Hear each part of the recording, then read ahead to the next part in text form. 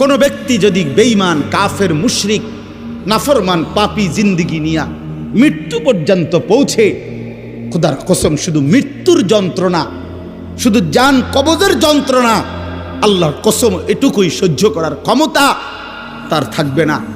এই জান কবজের যন্ত্রণার সামনে তার 60 বছরের দুনিয়া যা ভোগ করছিল, মজা করছিল, 1 সেকেন্ডে ভুলে যাবে।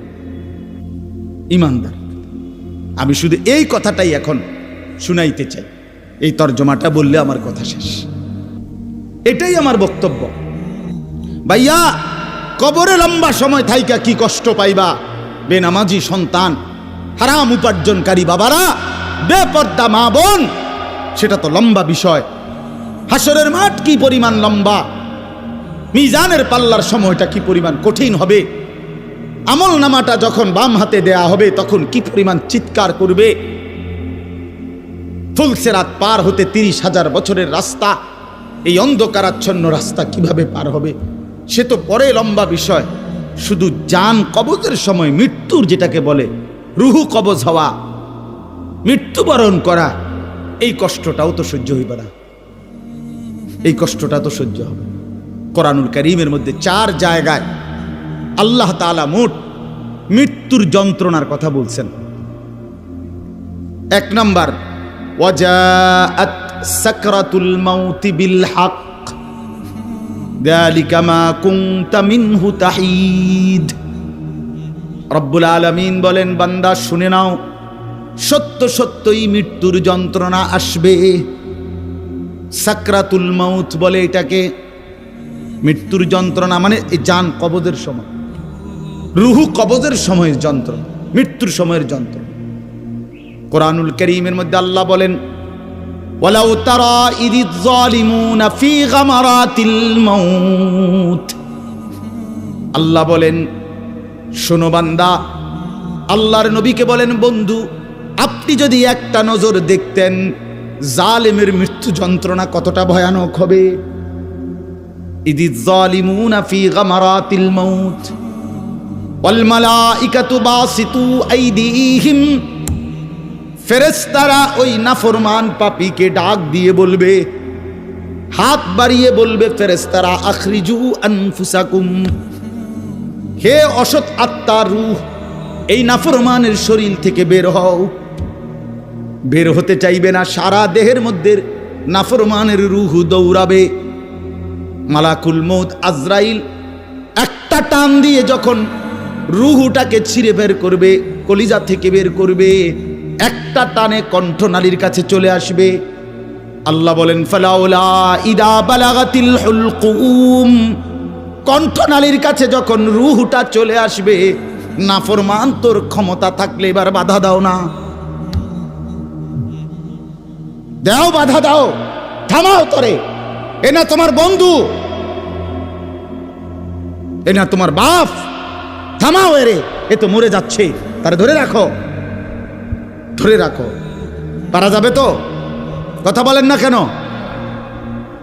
আল ইয়াউমা তুজজাউনা আযাবাল হুন। আল্লাহর ফেরেশতারা জান কবজের মুহূর্তে, খোদার কসম আল্লাহ বলছে, জান কবজের সময় বলবে, মনে রাখিস না ফরমান, আজকে তোরে কবরে নিয়া চূড়ান্ত তোরে আযাব শাস্তি ভোগ করাবো। তুই বুঝবি পীড়া কারে কয়। মাস্তানি, মাতবড়ি, সুদের টাকা, ঘুষের টাকা, বাটপারি, চিটারি, অহংকার, দম্ভ, তুই আয়, আয় না ফরমান, তোর এখন দেখাবো। আল ইয়াউমা তুজজাউন, আজকে দেখাবো আযাবাল হুন, লাঞ্ছনা কর আযাব। আও, কবরের প্রথম ঘন্টা, কবরের প্রথম ঘন্টাতেই তুমি বুঝবা আখিরাত কত কঠিন। রাসূলুল্লাহ সাল্লাল্লাহু আলাইহি ওয়াসাল্লাম বলেন, কবরে যেই নাফরমান প্রশ্নের জবাব দিতে পারবে না, 3টি প্রশ্নের, তো আল্লাহ তাআলা বলবেন, কাযাবা আবদি, ফেরেশতা আমার এই নাফরমান বান্দা মিথ্যা বলেছে।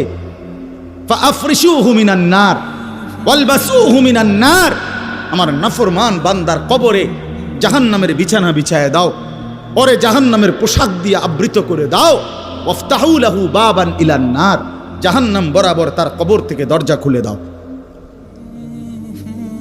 কবর খুলে দাও।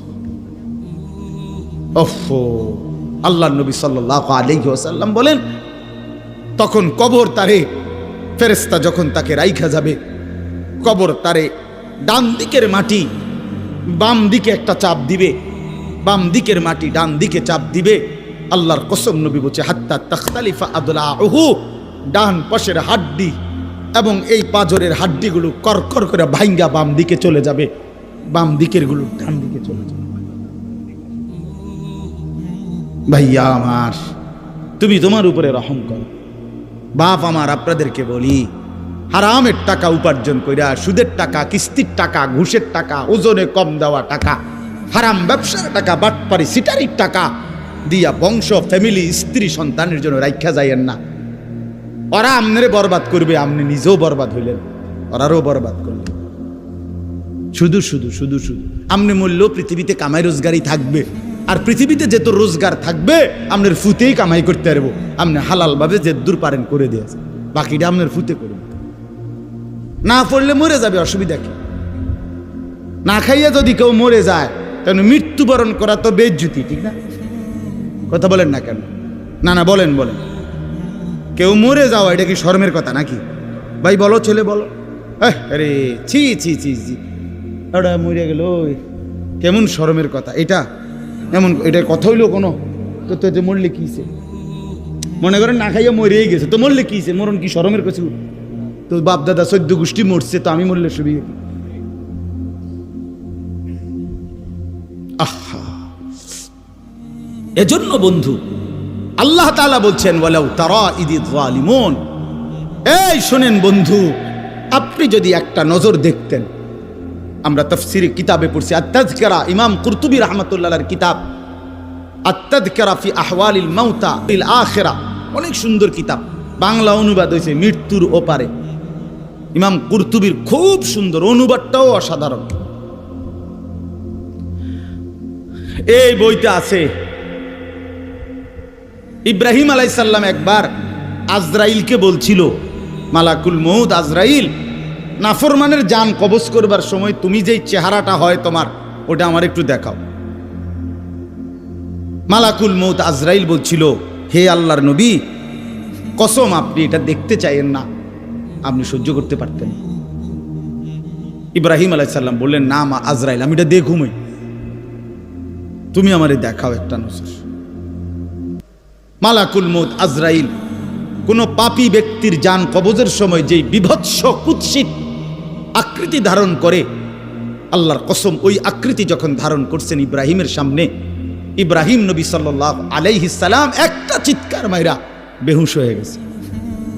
লম্বা সময় পরে যখন হুঁশ আসছে, তো আমি নিজে পড়ছি কিতাবে, আরবি কিতাবে, ইব্রাহিম আলাইহিস সালাম আল্লাহকে বলছে, আয় আল্লাহ, আপনার জাতের কসম মাওলা, কোন নাফরমান পাপী তার কবরের আযাব, আখিরাতের আযাব, জাহান্নামের আযাব কিছুই লাগবে না, শুধু মালাকুল মউত আজরাইলের এই বিভৎস দৃশ্য যদি সে একবার দেখে, তো তার 60 বছরের নাফরমানির শাস্তির জন্য এটাই যথেষ্ট।